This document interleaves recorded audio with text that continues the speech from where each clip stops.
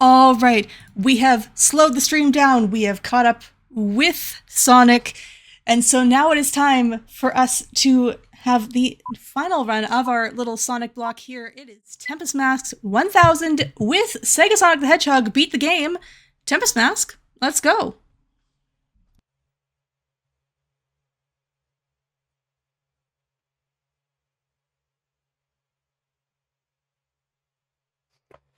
Hello, friends and fellow gamers. My name is TempestMask1000. Some of you know me as Steve. It has been a little while since I've done an event run here, but it's always nice to be right here, right back for y'all at Running for Reals, as we are raising money for Real Hope. And today I've brought with you one of my favorite shorthand speedruns to showcase at just about any marathon, really. This is SegaSonic the Hedgehog. For those who are unaware of this game, and I would not blame you one bit if you're one of those people, this is the arcade game that was exclusively released in Japan and was made with a trackball controller in mind. This is also how Mighty the Armadillo and Ray the Flying Squirrel, two fan-favorite characters, made their debut. It was a game that was supposed to come out here in the United States and even has some data in it that shows graphics of Dr. Robotnik in his Sonic Sat AM design, or, you know, those old morning cartoons and all that jazz. But unfortunately, it was not meant to be, and sadly, too, this game was supposed to be released for the Gems collection, but yeah, unfortunately, this has remained Japan exclusive since. But I'd still say it is probably one of the easiest Sonic games to speedrun by far, and I'm going to show you that today. Quick note before we get things started, I actually have three playable characters to choose from between Sonic, Mighty, and Ray, and chat, I'd like to invite you to quickly state which of those three characters you'd like to see me run right now. Because time will actually begin once I select that character. So you have, let's say 15 seconds while I get the rest of the housekeeping rules out of the way, or notes rather. So I am running this on MAME. This is obviously emulation. Most recently, though, the community actually has started having runners try to do this on original hardware more often, thanks to in part those that have been able to hook up some arcade-accurate hardware to a trackball controller like my pal Jawsome Sauce, or those that actually had the chance to be able to go to Summer Games Done Quick. So props to them, shout-outs to all the names that have suddenly put themselves on the leaderboard, but we've also had a solid amount of folks that have played on the keyboard like yours truly for today, which is why you'll also be seeing this keyboard display, and all I'm going to be using is the control key and the arrow keys. So with that in mind, we're in for a good time. And Cell, would you like to give me your opinion on which character I should play as well? Ooh, you know what? I think I'm gonna go with chat and support Ray. Oh yeah, we all love our buddy Ray. I do want to give a quick shout out though to Takeshi Kusao, known for the voice of Trunks from Dragon Ball Z, who actually did get to voice Sonic in this game before Junichi Kanemaru took over as the longtime Japanese voice of Sonic since. With that in mind, time will begin once I select Ray, so let's go ahead and 3, 2, 1, go! Alright, so, like I said, this game is just pretty simple as moving in the 8 different directions, basically. I almost said cardinal directions, silly me. And there's a jump button, which also serves as your form of attack. This is going to be funny, actually, because you're going to see me break out of prison here, and all I'm doing is holding the left key. So like I said, this was made with a trackball in mind, so that very wacky movement you saw me do, instead of just going straight to the left, you saw me go down and to the left, and that was just by holding the left key. So that's why I actually wanted to show you the input control for today's run, and yeah, not much else to it. So yeah, we've got 7 or so levels to boot, and most of them are alliterations, starting here with Volcanic Vault. And you'll notice that the objective of SegaSonic the Hedgehog is everything is trying to kill you. Get out of Dodge. Shout out to all my homies that know a thing or two about Subnautica memes. Anyway, yeah, so like I said, this game was made with the trackball in mind, and, well, yeah, all I did was hold the right key again. Did I say left earlier? I might have accidentally. Okay. So unfortunately, I couldn't show off that little trick there. I actually did get it in practice leading up to here and now, but that gate right there, I can actually jump right over it, provided that I do just the right timing. It's a very minor time save, but nothing to it. And I actually didn't know about it for the longest time. I think it's a bit more of a recent discovery, per se. But yeah, we're already out of Volcanic Vault.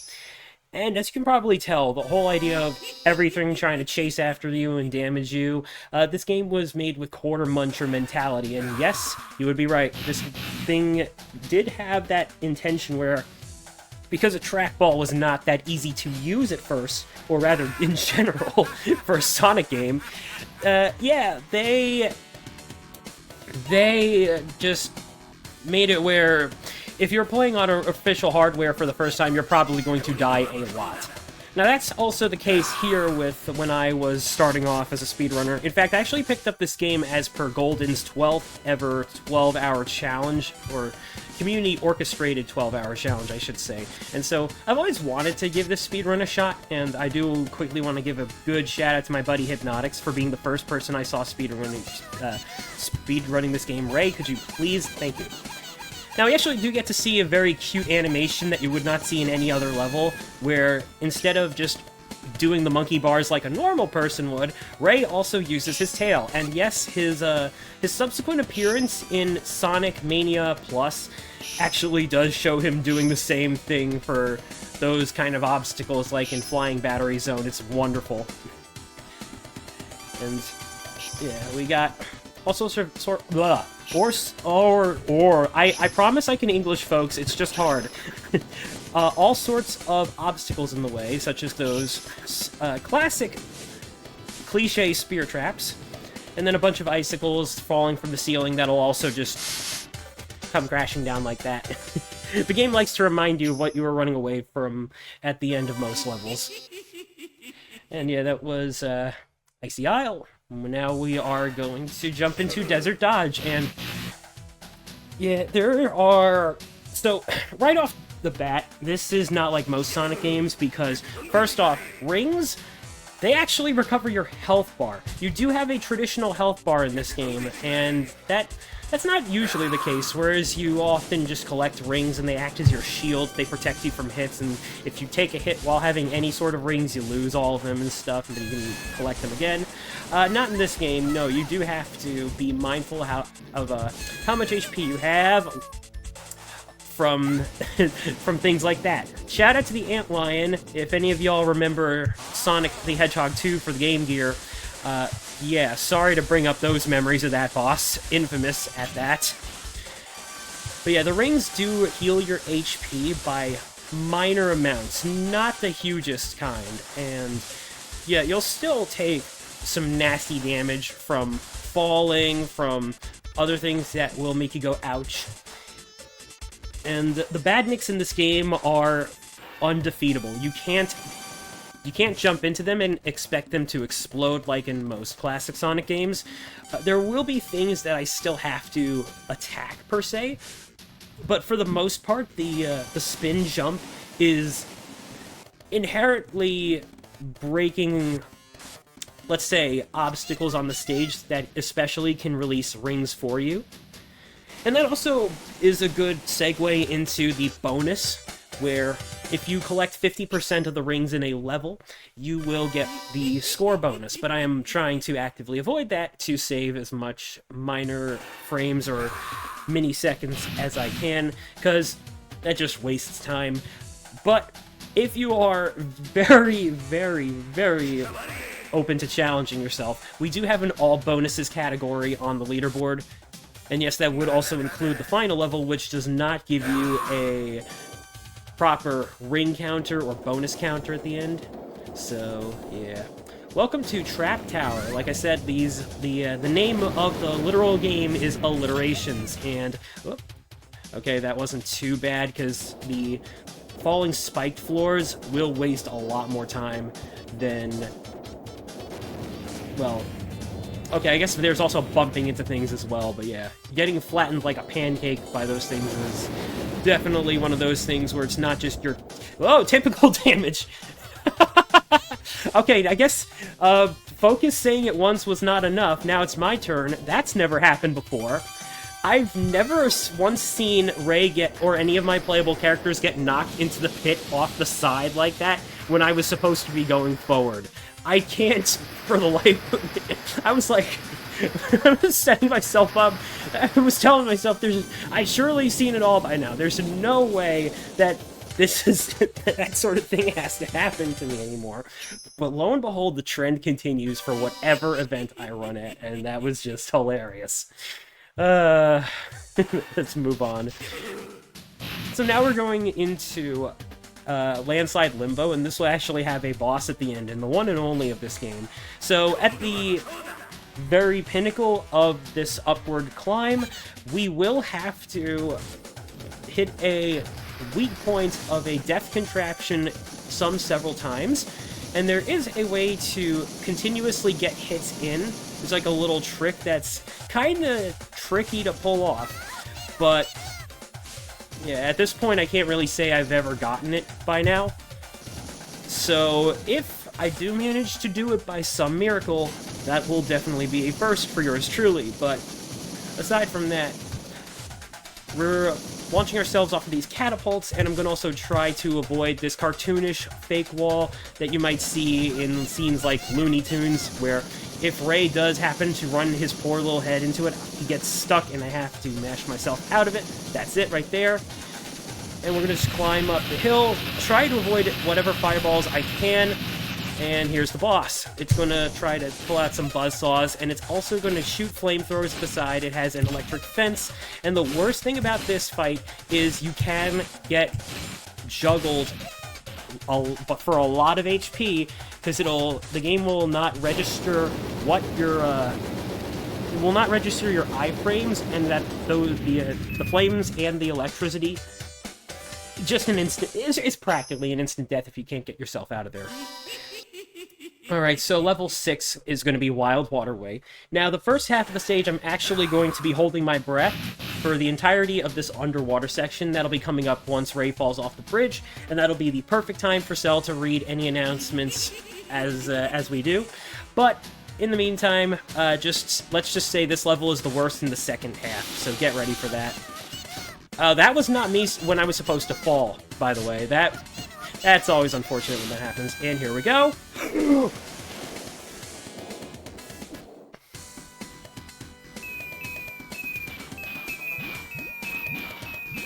All right. We do have a donation that's come in from Anonymous for $1.45 that says, "I hear Grandma has cookies for us." That's a reference to the Overcooked 2 bid war that's coming up very, very, very soon. Green Alien is in the lead. Grandma is in second place. If you want to see Grandma, if you want to get cookies, get your donations in. Assign it towards that incentive. And of course, you can put your donation towards both a bid war and an incentive. We've got the DK64 wrap. We've got the DK64 Glitch exhibition. There's so many really cool incentives that are open right now. Get your donations in, everyone. Absolutely. I couldn't agree more. And thank you, Anonymous, for that donation right there. And now for the worst part of the stage, which I have already beefed, and that's also never happened before. I can't with this game right now. Normally you're... So, like I said, trackball platforming. Not the easiest, but especially the case with these raft platforms, because falling into the water takes a lot of health out of you, and it's especially bad when the game also falls you into this trip state, which is hard to get out of. So, yeah, this is where most people, even keyboard runners, will likely lose a lot of lives, because I just stood on that, I just respawned off that platform, and you saw the game try to adjust me, and it just can't. I'm dying so many times, it's as if I needed to try and demonstrate to you how bad this level is. This is a PB killer at worst. But thankfully, we're out of there now, and we're going to move into our final level, which sadly breaks away from the alliterations. We're going to confront the dastardly doctor himself, so there you go, I threw one in for you. This is Eggman's Tower. Now, this is going to be the final level, and the timer will stop at the end of an escape sequence that I'll do. So for now, just know that there are two endings the community has, called the good ending and the bad ending. There will be a time limit for this escape sequence, and so if I run out of time and the whole place goes in smoke before I get out of Dodge, well, that's just when time will be called, but aside from that, that'll be when I leave the exit way, which hopefully will happen, because I've hardly missed that ever since the first ever run I have done. That's just pretty simple as can be. Actually, there is a very good reason as to why there's no bonus screen to be found in this level, and I should have corrected myself on this before, but yeah, there are no rings to be found here in this entire level, so really that's why the all bonuses category actually just stops at the 6th level. Or not time, but like the requirement, rather. Hey, what's up, Gooby? How you doing, man? Good to see you. Count Gooby in the chat, 910. Alright, so we've got just a little bit more platforming to go. This should be the final climb up the floor and trying to escape off the collapsing great pathway into the room of the one and only Eggman!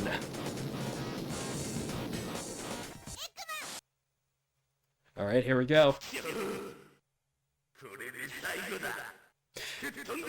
And with that, he has decided to instead get the whole place into the self-destruct sequence, and now we must evacuate immediately. Now, one thing that you have to be very, very considerate of is that if you do die in this sequence, you crash the game or not crash the game, you soft-lock the game, so yeah, I must not be, I must not fall. And time!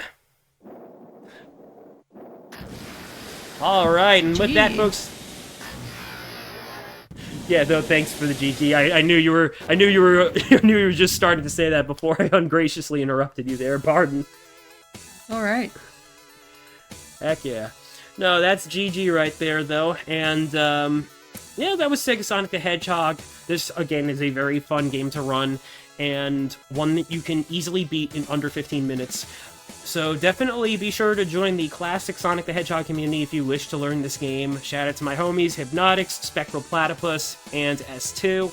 All wonderful Sega Sonic runners. Of course, we also got the entire Sonic community, as well as some wonderful friendos I've made through it. People like Speed Egg, Argic, Huds, Drive-In, all those folks, you know. Shoutouts to you, because you know I'm probably thinking of you anyway. And yeah, this game, I really hope maybe one of these days it will see the light of a worldwide localization. But for now, that's going to be our little Sonic block. Thank you so much for having me to showcase this game. This won't be the last time you see me for this event, though. Tomorrow I actually will be coincidentally doing another run right after Focus Sight again, and you'll be seeing me do not Sonic, but Gunstar Heroes, which is another certified Sega classic. Well, developed by Treasure, of course. And with that, well, on the off chance you won't be able to catch that run, my name is TempestMask1000 here on Twitch and YouTube, so feel free to check out my channel. I very much appreciate it. Any views or visits, or even lurks, are appreciated by me. And with that,